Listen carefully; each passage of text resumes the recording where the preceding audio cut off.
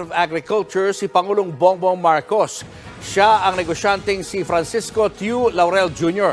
na kababata at isa sa pinakamalaking campaign donors ng Pangulo. Nasa frontline na balitang yan si Camille Samonte.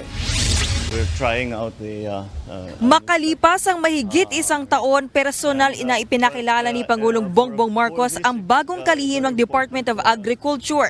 Yan ay ang kababata niya at isa sa kanyang mga... Ayan, meron ng bagong DA Secretary. Kayo ba ay natutuwa dito? Para sa inyo ba ay good news yan? Ito po ang aking komentaryo patungkol dito. Unawain po natin. Ang magandang nakita ko rito sa nangyaring ito. Finally, nakinig si Marcos sa sigaw ng tao na bumaba na siya bilang DA Secretary. At yan ay... para sa akin ay tinitingnan kong magandang senyales. Ngayon, kung maganda man or hindi yung kanyang piniling tao para pumalit sa kanya, obserbahan natin. Obserbahan muna natin. Kasi ang importante para sa akin sa ngayon, ang tagal nating sinisigaw, bumaba na siya bilang DA Secretary. Kailangan na talaga maglagay dyan. Ngayon, kung tama o mali yung kanyang pagpili, depende po yan sa resulta. Kasi may mga nagsasabi, may conflict of interest daw ito, yung napili niya, may mga issue dito, may issue doon. Ang sa akin, kung meron siyang illegal na ginawa, dapat idemanda. Kung hindi naman illegal, kung conflict of interest, tingnan muna natin. Pero sa akin kasi, I will go for the result. Kung mas mabuti mang tao ito, or masama siyang tao, pero bababa ang presyo ng bigas, bababa ang presyo ng mga agricultural products natin, ng bilihin sa palengke, gulay, etc., etc., para sa akin, epektibo yan.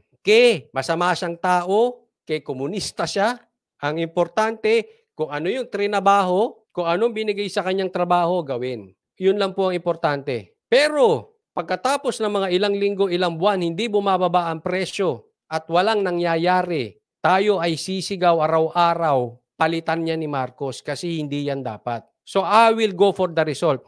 Ako po kasi hindi basta-basta naghuhusga ng isang tao. Bigyan ko po kayo ng halimbawa. Ito ay inamin ko kay DG Bantag nung nagkita kami. Nung una, ako ay duda kay DG Bantag. Sabi ko, baka nga ganito, ganyan. Sinabi ko yun sa kanya, alam niya yun. Sa katunayan, nung una po ay ako, nung nahuli yung anak ni Boying, ako pa ay pumabor kay Boying. Kasi sabi ko, I will go for the accused until proven innocent. Yun ang aking Yun ang lagi kong sinasabi. Tapos dumating tong kay Bantag. Na inamin ko naman kay Bantag to. Naunawaan niya naman. Pas katagalan, case closed na. Nawawala na yung karapatan ni DG Bantag na manatiling inosente. Hinusgahan na siya na trial by publicity. Sabi ko, mali ito. Tapos walang lumalabas na forensic evidence. So anong punto ko?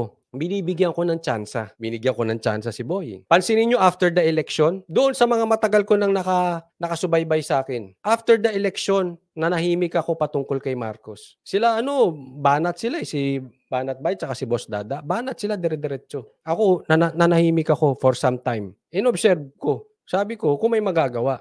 And dumating yung panahon, wala nangyayari. Kaya, bumakbak na rin ako. Ganito rin dito. Bibigyan natin ng chance. Ang importante sa akin, bumaba ang presyo ng lahat ng bilihin. Wala na akong pakialam sa kanya. Kung bumaba lahat, maging 20 pesos ang bigas, bumaba ang presyo ng sibuyas, ng asukal, ng bawang. Kasi alam ko lahat. Again, ulitin ko sa inyo, ako namamalengke, alam ko presyo niyan. Hindi mo ko kayang lokohin dyan. Kaya alam ko pag bumaba, significantly, hindi sa kadiwa, bumaba siya pang kalahatan. Ayos ako dyan. Ngayon, kung pangit ugali niya, bahala na siya doon. Basta nagawa niya trabaho niya. Okay? So, maliwanag. For me, okay. Bumaba na si Marcos bilang DA Secretary. Mag-focus na siya dapat sa pukusan. At mas magawan niya ng paraan yung mga problema ng bansa dahil yung agrikultura ay ibigay niya na sa iba. Pero kakalampagin ko yan. Sabi ni June Hensley, hindi ko nga pinapanood ka noon, tinitimpla rin kita. No, ganun ako. I always give chance. Sa lahat, papansin nyo. Basta umano yung isang tao, si Boying, si lahat. Titingnan muna natin. Mahirap kasi maghuhusga kasi ako ayoko nang husga dahil ako rin marami akong kasalanan sa buhay na nabago ko rin. Mahirap, ayoko nang husga. At sa akin resulta, sabi ko nga lagi kong binabanggit dito, kahit ikaw pa dilaw, o kahit anong kulay mo, kahit anong partido mo, pero talagang lumalaban ka sa droga, ay, saludo ako sa'yo. Kaya lang nagkakataon, wala atang dilaw. Meron bang dilaw na talagang seryosong lumaban sa mga durugista at sa mga NPA? I don't know. Baka mali ako, ha? Siya ay Sanpay, correct. Antayin natin, baka bumaba ang presyo ng agricultural products. Pag bumaba ng 20 ang bigas, ay finish. Purihin ko kayo. Kung anong record mo at kung may kaso ka. Hindi ko sinasabing may kaso to, ha. Hindi tayo nagbibintang. Hindi ko naman chinek ang record. Kasi may mga naririnig lang ako. Ngayon, kung may kaso to, kasuhan nyo. Ang importante sa akin bumaba presyo. Kasi simula sa norte hanggang sa south, north to south, makikinabang pagbababa ang presyo. Kung may kaso siya, may problema siya, problema niya yun. Kung gusto nyo ikulong nyo. Hindi ko na problema yun.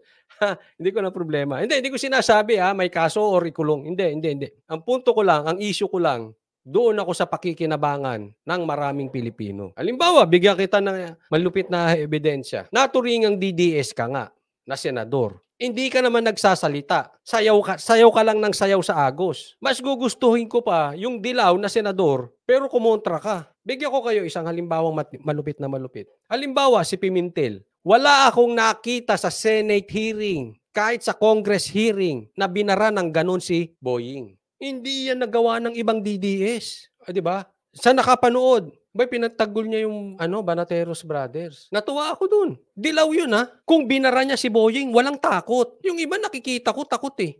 Yung iba nga sa Congress, nung si Boying, ito hindi ko na lang papangalanan. Nung si Boying tinatanong nila, ang babait nila. Nung umalis na si Boying, ang natira na lang yung babae, anong pangalan nun? Hindi na kasi lumalabas eh. Yung babae at saka yung tumakas, yung tatapang magtanong. Pero nung kay Boying, ang gagalang. Pero si Pimentel, binara niya ng husto. Si Boying. Sabi ko ba, ayos to. Again, saan ako? Sa resulta. Sa resulta ako. Hindi ako kung saan. Si Senator Pia Cayetano, hindi.